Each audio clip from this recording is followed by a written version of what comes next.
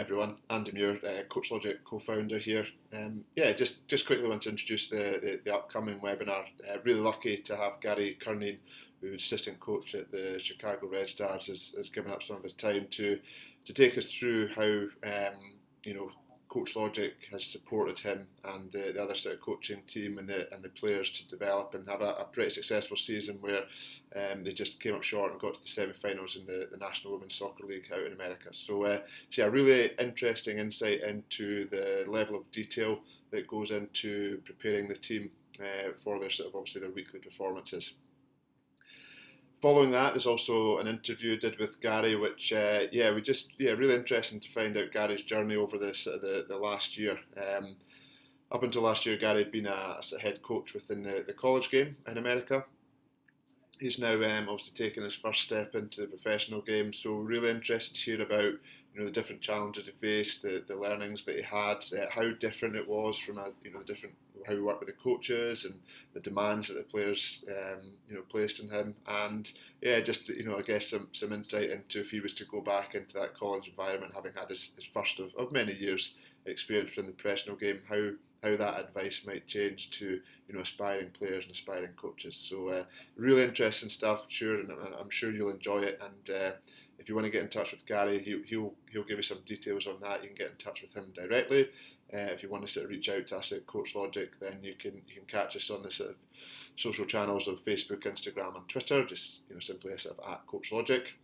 Or you can obviously jump on the website and get in touch directly with us that way. So sit back, enjoy, and look forward to hearing from you.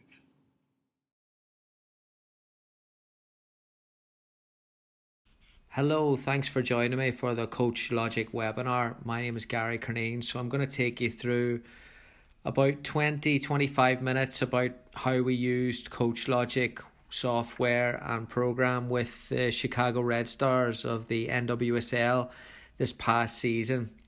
First of all, just a little bit of background into what Coach Logic is in my eyes, and why did we want it and why did we use it. So I used Coach Logic for 2 years as a college head coach and really enjoyed the program and the system that it created in terms of being able to communicate, keep track, allow feedback, analyse game, a little bit of everything really, and in part then create a body of work on the football side that you could keep track of and also act as a database for the soccer side, the sessions, the videos, sending players stuff, keeping track of feedback within staff, a lot of stuff that we'll look at here as well. So I was a big fan of it and using it at the college level, and then coming to Chicago, I wanted to try and introduce it there. So how we used it with the program in Chicago was really on these levels here. We used it for match analysis, and we'll break every one of these down. Used it for scouting opposition and scouting reports and pre-game meetings. We also used it to prepare for training sessions. We also used it for player development, both in terms of the exercises and sharing exercises, sharing ideas with them, but also with the feedback that they were getting, keeping track of that there. And then flow of ideas between staff, just people uploading videos and dialogue going back and forth, and then what should we share with the team, what should we not share, and again creating a platform where coaches could talk and use video together about how they would use it with the team as well. So I will go through each and every one of those, like I said, for about 20-25 minutes, and then happy to answer any questions at all on the Coach Logic program. So this is the main page of Coach Logic. Each individual user gets immediate access. This is the team room when you first come in. You also have the fixtures at top, video room at the top, resources. You can see here 29 players available in our squad. So each player got access to the platform both with their laptop and with the app on their phone, which became very popular and very useful in sending information. The messaging, you can send video, pics, diagrams, Word documents. It became very popular with the staff, just with videos back and forth about the games and with scouting and with session planning as well. So this was how we used the video room. You have unlimited storage of space, and we organised it into specific areas. You can see there on the right side, there were topics, players, staff, teams, positions, just different categories that we used. Easy to upload the games as well. Didn't take too long. And this is an example of 1v1 work. Utilised it in different ways. Video sessions, kept track of exercises. We showed clips of players in other games and we uploaded that there as well. Different ideas to come across. You can also upload things that you can pull from games online. So this is from the World Cup, little clip of Messi's movement. And you can put this on and tag a player and it goes right to their phone. So it just kept the dialogue going, little things throughout the season.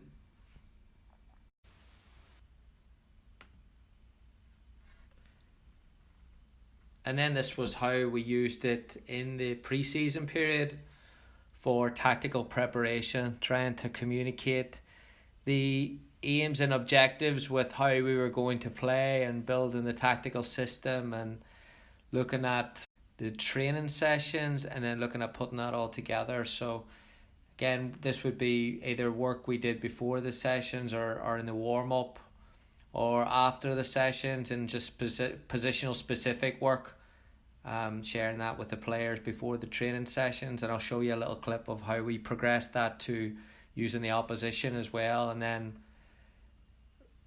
using it for review as well with positions and meeting with groups during the pre-season period and pulling out clips like this here, either as reinforcement or areas that we wanted to get better at, and also for the coaches as well to review as a staff. If we were doing positional work, we were normally all split up, so this was normally one group, one coach per group, so it was good to upload it and then have access as a coach to go back and look at what other units were doing and what other coaches were doing and how they felt about that there. And then it was good for brainstorming as well, things that we could add to it, things that we could improve. This was just, as you can see, just a build-up exercise unopposed. Then it was building through how we would use it against different opponents and then progressing that through different systems in our build-up to different movement patterns, and getting communicating how this would look higher up the pitch. Again, this would be uploaded, so all the players would have access to it. As soon as it was uploaded, it could go to their accounts, and then we could look at it in groups or individuals or as a team. And there was a lot of these types of meetings done in pre-season, solving problems in possession, what we wanted it to look at in a game, and then what we wanted the final product to be. It wasn't just possession for possession's sake. We wanted to get something out of it, and we always wanted to be clear in what the final product should look like or what we wanted to create through the possession.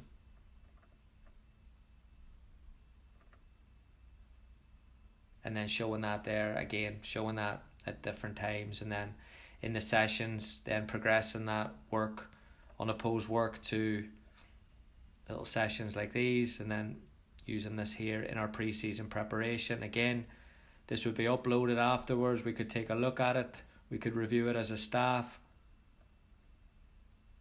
Use it for planning the next sessions.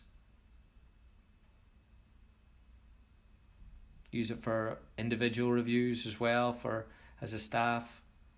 We had a lot of new players too. And then the game review. So this was how we broke down after a match. We brought it into 3 areas: team review, and then positional units, and then individuals. And I'll go through the 3 of them here. So what we did was, after the match, immediately after the game, we would upload the video. And then we would tag it immediately. So the tagging process, this is a game that's already tagged. So you can see on the right hand side are all the tags that we created ourselves, all the things that we wanted to look at, different positional areas, different things in the game, KPIs, different tactical things even, and then just little things. This is just an example, just the number of switches every time we switched the play, either through the midfield or through the defence. We clipped it, and then it is packaged together, and you can review them all at once pretty easily. Go down there as well. Then positionally, we would tag every position. So this is the centre forward. Anything that she was involved in would be tagged, and then allowed that for review by the player or the coaches, or both. And then you can see at the bottom here, there's just an option of writing to the player and sending a note and tagging the player on it. So with all those clips, this was something that said, well done, she switched the play, and you can just tag her, right, well done. She gets the alert through the app. So she doesn't get every clip. The players don't get every clip. They get the clips that they're tagged in, and then they can go on the laptop and watch it. This was all the crosses. Another area that we wanted to look at and pull clips of wide service. And then you can go opposition set pieces as well, which was all clipped. So this would be the template that we would use for in the early stages. All the set pieces that the opposition had. This was how you can actually tag it. So if you go in there and you put the tag comments, put it into tag mode, and you can see how easy it is. I'll look at a bunch of clips here from forwards, and I'll go down to start tag and then clip it. And if you see something, then you can just clip it on the record and then write something to the tag the player pretty easily.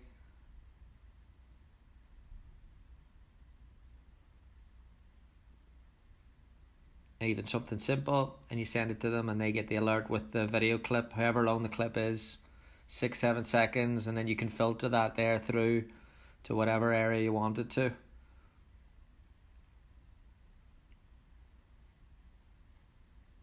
Another aspect, this was later on in the season, so this is just to show how it changed. You can change every filter, and we kept them consistent. Probably after the first 2 months, they were pretty consistent.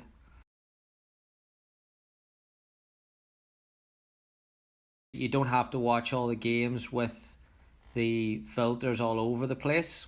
So as I'll show here, it's pretty easily taken down over to the side, and you just close them over. And if you pull up the clips that you want to see, and then you just close all the filters, you can just watch the game normally like this.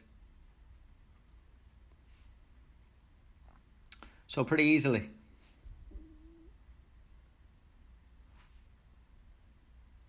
So one of the areas I loved most about Coach Logic was the individual review. You can break down the game and send the alerts to the phone as much or as little as you want, and have dialogue with the player based on things that you see, and just go back and forth. And the fact that it goes to the app and it allows them to see it and then check back with you, I think is a big advantage, because it just creates the conversation starter and gives them an opportunity to think about it or review it. And they can come back and sometimes they agree, or sometimes they disagree, or sometimes it turns into a longer dialogue, which is great. Or they can request different types of information through video, and they can request different things on the scouting report to be sent to them. And that's something that we utilised throughout the year. The timing of this was always done then after games, and this was probably the early part of the week was the review process, and the latter part of the week was the preparation process for the next game. So it blended in nicely, and having Coach Logic then in the environment of meetings and reviews, then having it on mobile as well also really helped. So another area that we used Coach Logic in the post-game review was with positional reviews. This was really helpful at the start of the season, whenever we were just introducing them to different concepts within the system. So we could look at an aspect or a position and then break it down and give them feedback in groups as well as individually. So this was how we did that with the post-game review. We could clip, like I showed in the match analysis piece, And then it didn't take too much to put that into a video, then upload it and then send it to the players. This was some areas that we were challenged within the build-up play, because we were now progressing the ball into wide areas, and not only was it an area that we were going to use quite a bit because of the way we were going to play, we were going to bring the ball into these types of areas, but also there was a threat in the transitional aspect of it as well. If we were pretty expansive when we were doing this, so we were open to the counter. As you can see here, this was in the opening league game of the season. So this was on the Tuesday or Wednesday. We would have gone through this here with wide attackers, just to show them a little bit of feedback.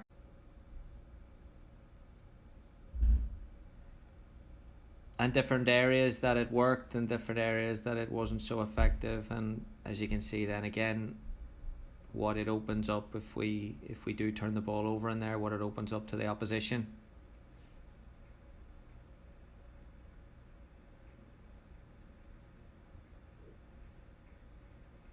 And these videos would have been 3-4 minutes long, sent to their phone, and it was part of the post-game review. So it wasn't done every single game with every single position, but it was just areas that if we felt we needed to address with a group of players, that we did.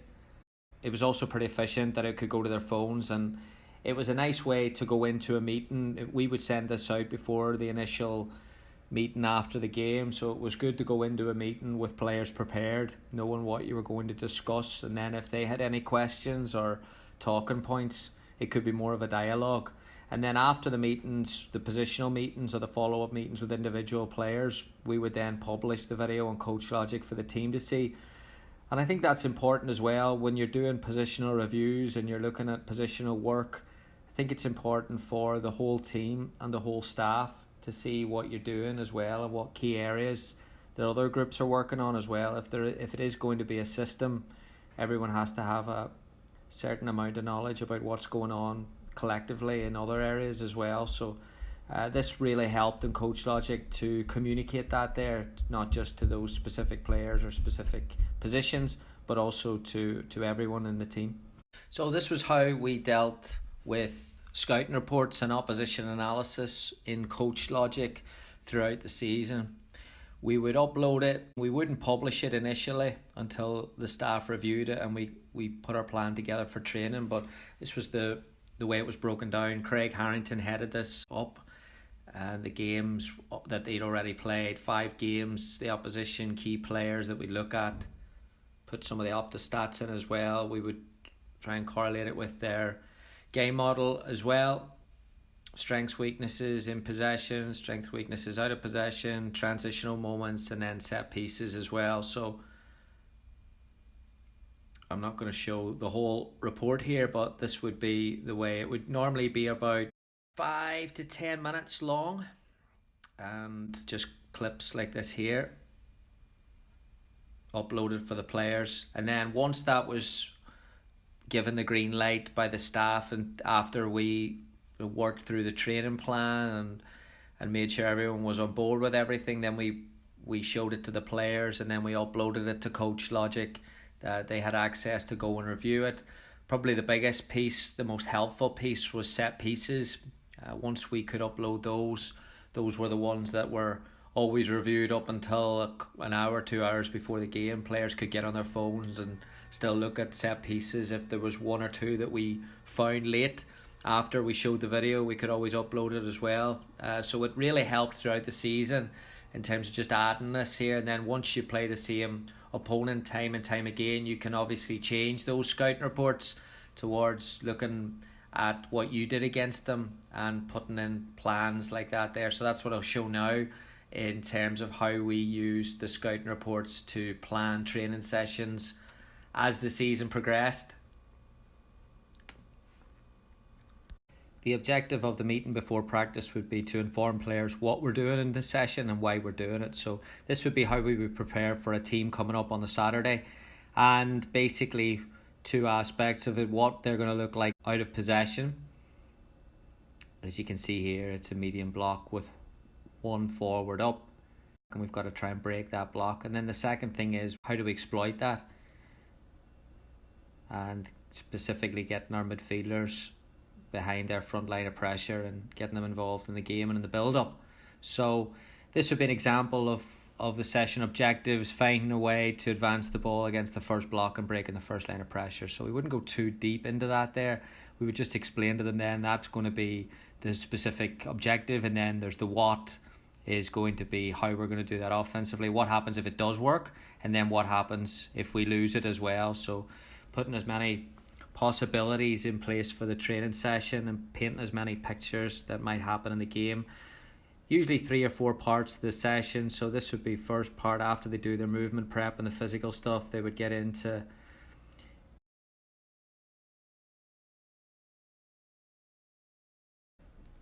starts off with the 2 centre backs painting the picture of how the game started and replicating that situation and trying to break it down, 3 zones and then 1 zone for each centre back, and then after that taking away the zones but then also adding the counter attack for the opposition if they win it higher. And then we'd always finish with showing stuff that we've done ourselves in recent games or any stage of the season. Always show positive clips of the good things that we've done in matches that relate to this particular session topic to maybe trigger the memory and also then hopefully add a little bit of confidence when we go out to the session that we're not trying to replicate Team X or Team Y. We're trying to improve what we're about, and there's areas of the game that we've done this before, and also then little reminders of different ways that we've broken teams down.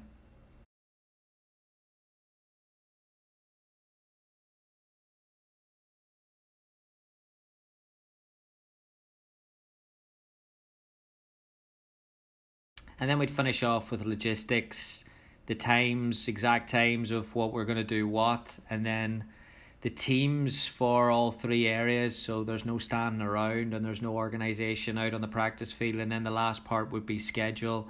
This would be if there's any extra work, if there's any technical work at the end, or if there's any physical work at the end, we would put that on as well. So everyone knows when they walk out exactly what time the session starts, exactly what time it finishes, and exactly what goes on in between.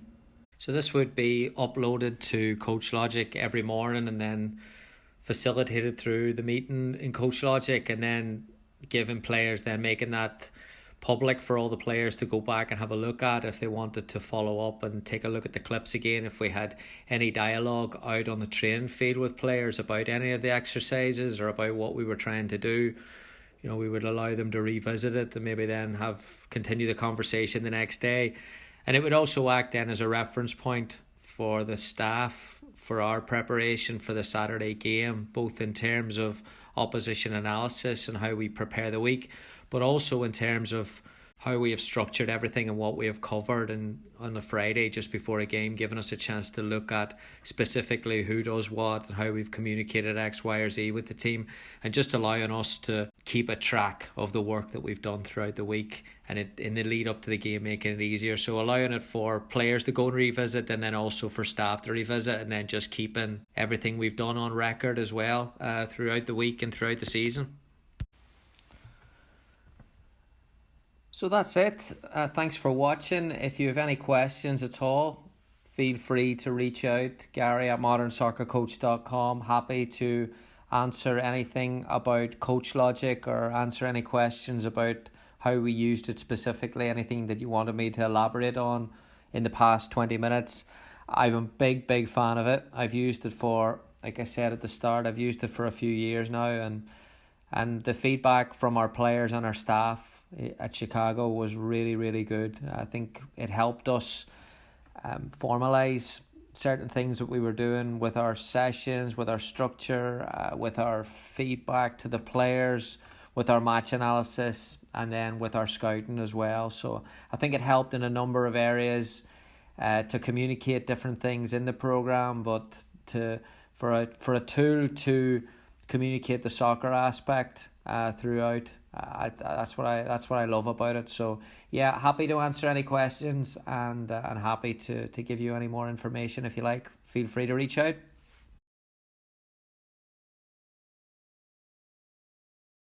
Right, Gary, thanks very much for that webinar. That was really insightful to see the sort of level of preparation that you know goes into a team at that level, obviously with the Chicago Red Stars. So yeah, thanks for that. It's been a great insight for us to see how you've been working as well. So thanks very much.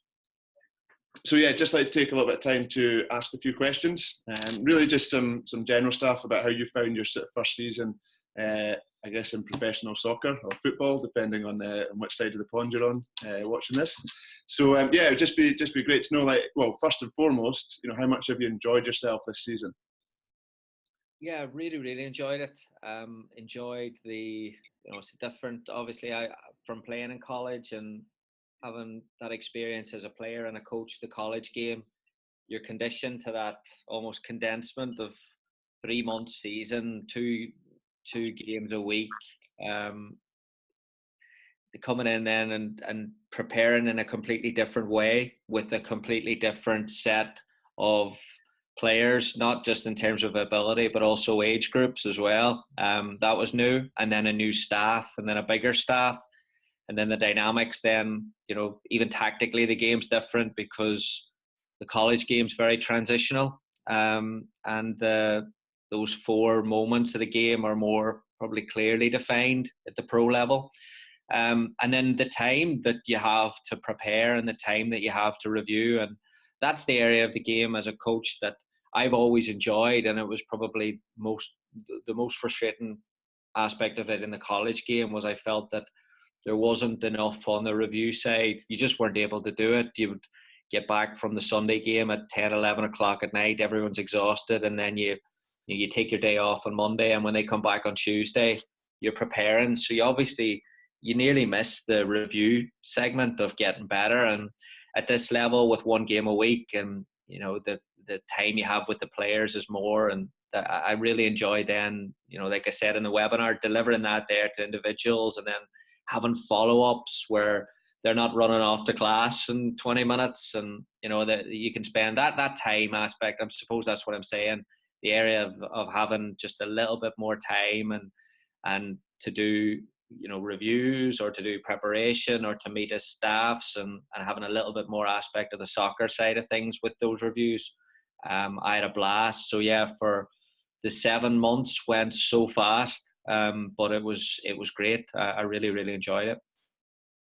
That's cool. So yeah, I guess as you're well, definitely what you might call a student of the game. The opportunity to, I guess you've had more of an opportunity to study the game and I guess improve your understanding as well, and then also look from your own perspective and developing yourself as a coach. So, like, what have then been maybe the biggest challenges as such within that? Making that step up, or where have you noticed the biggest changes in terms of the demands maybe that the players might make of you? Yeah, I think the challenges, first of all my, I've said like I've 14, 15 years experience at the college level. A lot of the jobs that I've had at the college level have been similar themes. They've all been change, so changing a culture. And when I arrived at the Red Stars, it was nice that the culture was already there and they're not trying to dramatically change anything. They're trying to improve something. So Rory had built a very, very good team with a very, very good, strong culture. So it was nice to come in and not have to, fight with the gloves every day. It would be like, right, you're not wearing the right gear, or right, this isn't done right, or these standards aren't done right. It was nice to go in and be like, let's improve. But the challenge of that is, like, if you're pushing something to 1%, it's almost harder than it is pushing something to 20%, because if it's a 20% improvement, it's usually not very good.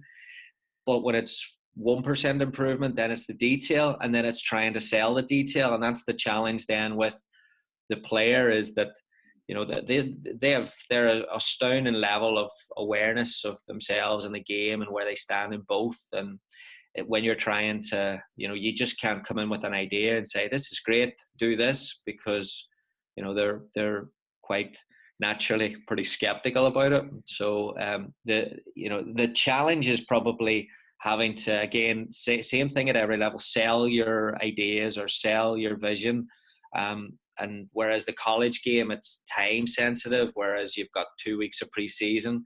Well, this year it's different time sensitive. It's just the fact that they've had so much success doing a thing a certain way.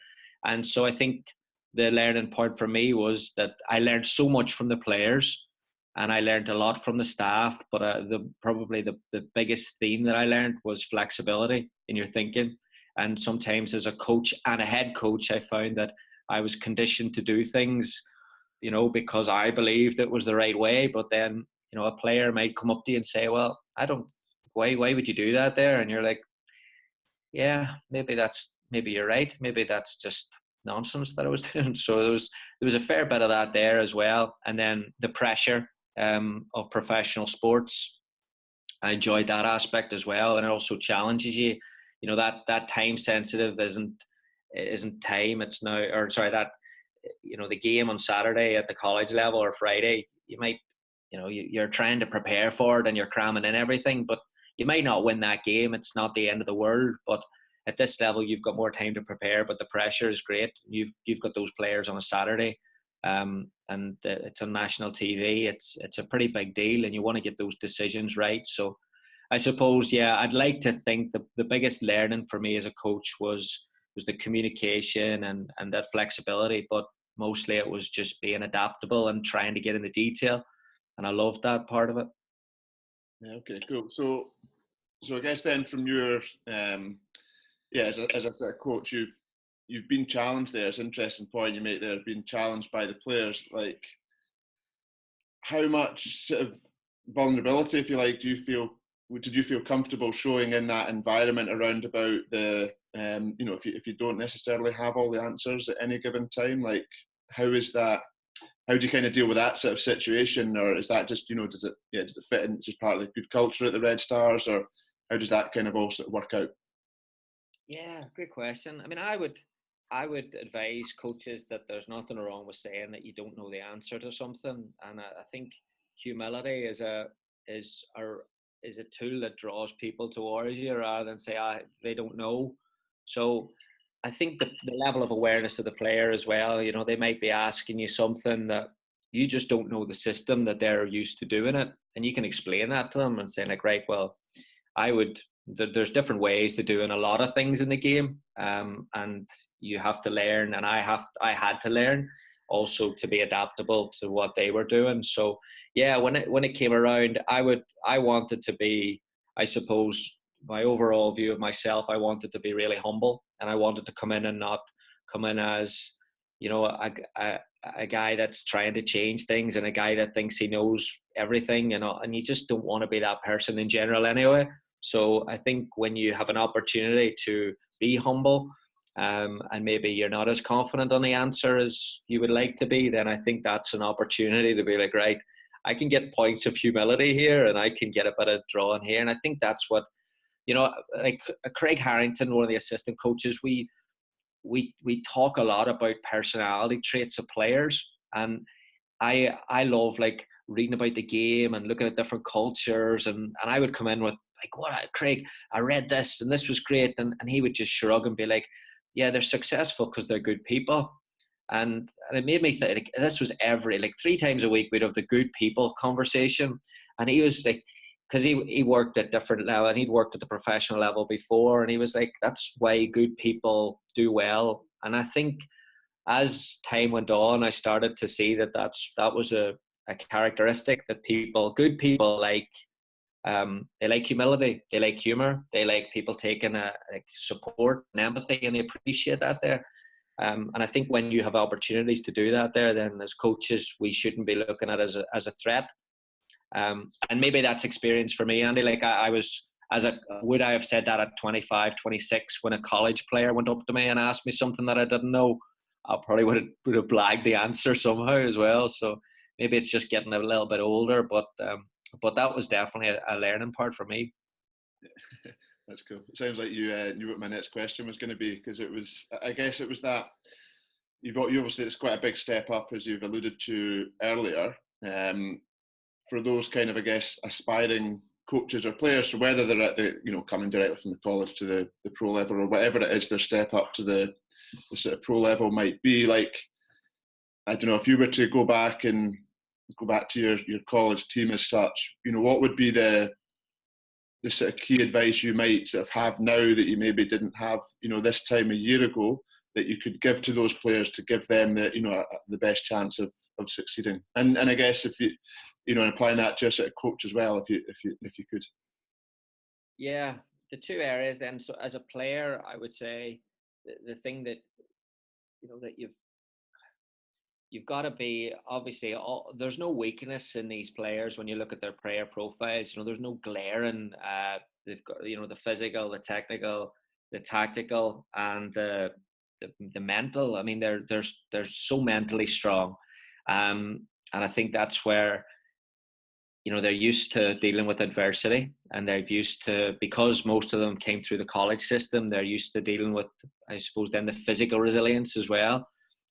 So they're all fighting. They're all their level of awareness is very, very high, and their level of work. So I suppose if I was to go back to a college environment and say you were sitting in front of 20 people that were saying that, all right, then we want to play at the next level, my thing would be, all right, then let's look at where you are at the minute, and then let's see what you're doing, and let's then remove everything that involves doing things with the team, and then let's look at what you're doing on your own, and then let's take a real look at that there, and you'll probably get 25-30 minutes a day, whereas the players here are just like, they are so mentally tough that they're accountable and they're responsible because they've done so much by themselves, and they can go out and work on their own, and they can bring a coach, and if I got, I suppose, a fair or a comparison would be, if I got,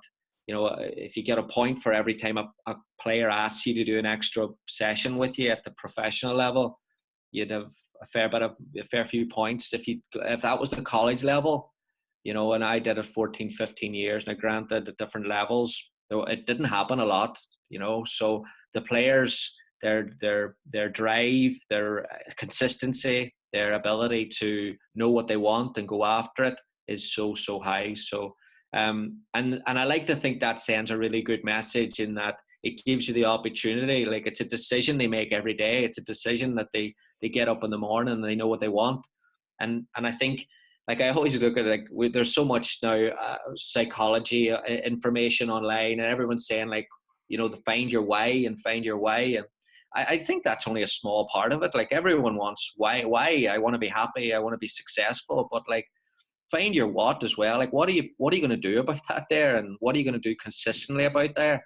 And that's what I think those players, because they've had to do that for so many years in their careers, they're just conditioned to do it. So, if I was to advise a college player, I would say, get used to taking initiative and responsibility for getting to the next level, not looking for a tryout or someone to make a phone call. And then I would say that starts right away, because if you can master the habit of doing stuff by yourself, you're going to be more successful, you're going to be a better player, and you're going to stand out, and it'll go from there.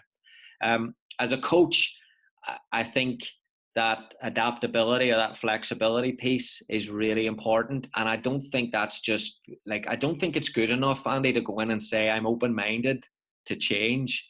I think you have to show that you're open-minded, and that's going to different places, and that's going to different environments, and that's learning to sit in a room and not say, maybe not have an input, maybe just listen and go to different places. And I think, again, social media has made us a little bit lazy, where we could sit and read an article or read a tweet and think, I'm open-minded to that, or that's got a great idea, but that doesn't add value to the environment that you're going into. So I think that you've got to be flexible, but you've got to be flexible enough that you can actually act on, well, I'm open-minded, and that will allow me to do this, which will help us do this, that will help us win. And I think that's where I would like to see a little bit more, I suppose, flexibility in people's thinking in the coaching community, to be like, we should be looking at other sports, and we should be looking at different levels of feedback, and we shouldn't just be saying, Barcelona and Pep do it this way, well, I'll do that there as well. I believe in it because Pep does it. We should be trying to build our own and making mistakes in doing it. But again, it goes back to that personality piece. Yeah, And on that, actually, on that point, is there other sports that you've kind of felt that you've taken, so even if just one or whatever, one example of learnings from another sport that you've seen? Yeah, I really like basketball at the minute because and looking at the different styles of management and looking at, I went to a data analytics. That's an area of the game that I've tried to improve as a coach, was to get this level of information and try and do something with it, or draw some more myself or gain a better understanding of it. And I went to a data analytics conference earlier on this year and saw what they were doing with their analysis piece, and then what they were doing then to build profiles on other teams. And then I think it's becoming, basketball coaching is becoming a little more like football, where it's becoming more segmented and more intentional. And I really like the way that's going. So pretty fortunate to be in an environment in America where you can get access to that there. And the other stuff then would be Gaelic football, because of my upbringing in Ireland. The one I would like to learn a little bit more about would be rugby. That's probably on me, where you read the All Blacks books and you read the culture books, and I feel like that's only part of it, because there's so much, with British rugby as well, that they're making strides in a lot of different areas, and I should probably do a little bit more research there, or take myself over. Yeah, we'd obviously be biased to the The culture. rugby part. Yeah, there's really strong cultures that are growing in Scottish rugby actually at the moment, and yeah, I think that's it's an important point. So yeah, maybe you can wing over to Scotland one day and see us. Yeah. I think the guys that gets the headline, obviously Gregor Townsend gets a lot of headlines around about that, and he's definitely doing some really cool work. So, and there's other people in and around Scotland that are doing the same as well. So yeah, no, I need to get over to this side. Maybe wait till it's you're obviously sitting there in the sun, so wait till it warms up again. So one final question, if that's okay. Something I'm quite interested in, and we spoke about it, I think, once before, was in that sort of professional, results-driven environment, effectively, how easy have you found it to kind of get that real sort of individual player development stuff within that sort of team context, where, like you say, at the end of each week, it's a performance environment. You're there, you've got to win. There's a lot of, you'll be judged a lot by your results and what have you. So how have you found that? Yes, that's probably been the biggest, not I suppose growth is the word, biggest enjoyment aspect that I've had, is just been those relationships. In terms of, like, there's an area where you're trying to provide information either as a coach before, during, or after game, but then there's also the person, and that's going out and getting to know them a little bit better and getting to know their stories. The stories that our players have, and every team has, every team is a great group of people. I get it, but the stories change. And we had a Japanese World Cup winner. We have an Australian player, New Zealand international. We have some of the best players in the world, and then US players as well. And then you've got the top college players, and you're just different ways of working and different ways of thinking. And when you're in the informal moments, which again, I've, as a head coach, I probably spent most of my time with the team in a formal practice context, and then as an assistant coach, there was a lot more room to kind of sitting up a coffee or sitting at an airport and hearing how people view the game. For example, Yuki, the Japanese player, hearing how she view, she's played in Germany, she's played with Chelsea, she's played in World Cups, and her view on how the game works and operates, and what the role of coaching is, and it's nice to chat to a player where you've studied coaching and you think that all this stuff's really, really exciting, and you talk to a player and they'll be like, yeah, but that's, I don't really enjoy that meeting. No, I don't really need that, and this is what I need, and and that's where, yeah, I probably, it's a really, really nice stage of my learning, because yeah, it's nice to go to a group of people and see what sticks with all of this stuff, rather than, assuming that, yeah, because I like pressing, you'll like pressing as well, and we'll all get involved in it. And yeah, so it's, it was a great environment, and that's probably the biggest takeaway, that I think the players as well, that was why there was so much disappointment, when we lost the semi-final wasn't. It was that, you know, we came up short for the championship, but I think the biggest disappointment was that we didn't get to spend any more time together, and they didn't get to spend more time with each other because they were enjoying it so much. And sometimes, you know, with teams, by the time the season's finished, everyone's ready to get out, and that was, you know, with this team here, everyone was ready to keep going, because there was some great people there, and that was powerful for me, yeah, for sure. Cool. That seems like a nice point to stop on, then enjoyment and great people, and maybe not losing sight of that. So that's cool. No, listen, Gary, that was really interesting. Some great answers there. I think people listening or watching will take a lot from that. So, alongside obviously your role at the Chicago Red Stars, where else can people find you or engage with you and what have you? Yeah, I'm on social media a fair bit, too much, my wife would say, but there's at Gary Curneen on Twitter, at Gary Curneen on Instagram, Gary at modernsoccercoach.com and email. So I try to be, I'm not as good at emails as I should be. I try to be as accessible, and if anyone has any ideas or any feedback or if they have any questions at all, yeah, feel free to reach out for sure. Awesome. Cool. Right. Well, thanks very much for that, Gary. And yeah, look forward to speaking again soon. Cheers. Brilliant.